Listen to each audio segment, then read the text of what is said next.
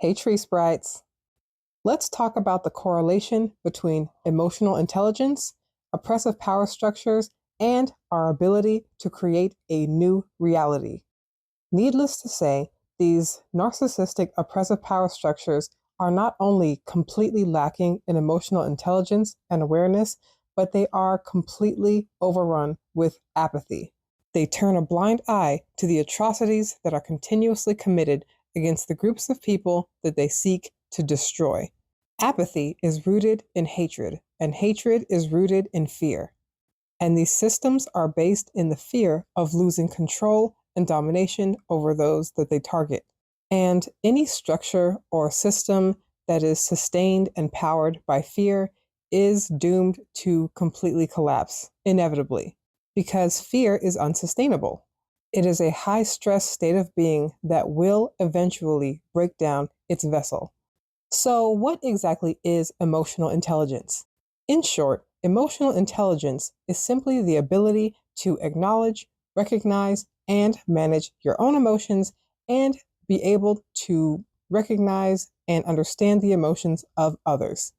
So, in its very definition, emotional intelligence is a major roadblock in the pursuit to dehumanize, discriminate against, and commit violence against any target group of people, which is why it is so important for oppressive systems to paint their target group as less than human, as not having the ability to experience the wide range of human emotions and especially lacking the ability to feel pain, or by painting these groups as overly sensitive so that their displays of emotion and pain are not taken seriously, which is most commonly the case of women, feminine presenting people, and children.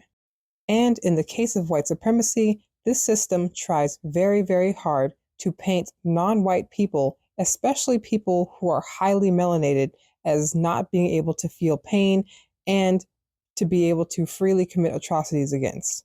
And in order to soothe this sense of cognitive dissonance that may be experienced by the people who are chosen to perpetuate or be agents of these suppressive power systems, they are indoctrinated into the belief that they are more human, therefore more thinking, more feeling, and more good than the target group, enabling them to completely turn off any sense of compassion toward these other human beings. Therefore, the heightened collective intelligence of the collective is exactly the cure to dismantling these oppressive power structures. So, there are five main aspects of emotional intelligence. The first being self awareness, being aware of your own emotions and how you feel, and being able to identify the emotions that you do feel. This includes positive emotions and negative emotions, as well as being able to identify why you are experiencing these emotions. The second aspect is self regulation. How do you react or respond to emotional stimuli? Do you allow yourself to become consumed by the emotions that you feel, especially negative ones?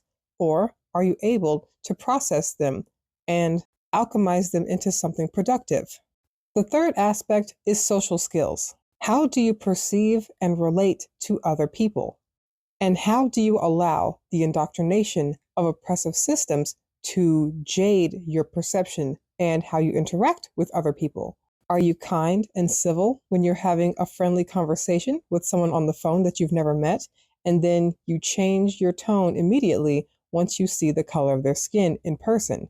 The fourth aspect is motivation and or decision making. What is the foundation behind the drive of your actions? Are they based in love or are they based in fear? Do you continuously seek social validation even at the expense of other people? What kind of decisions do you make in the heat of the moment when your emotions are at a high? And the fifth aspect is empathy. Do you only care to understand the feelings and emotions of people who look like you, who are in the same social category or standing or class as you? Do you believe that people who are not like you are undeserving of being seen, of being understood, of empathy? Do you participate in the silencing of the voices of those that you have been taught to dehumanize. So, as you can see, emotional intelligence is in direct conflict with oppression. And by embracing and fully realizing emotional intelligence, we will immediately begin to shift our reality to one that is more altruistic and beneficial for all of humanity. Love is not just hearts and fuzzy feelings and cute stuffed animals. It is understanding, it is intention, it is awareness and empathy.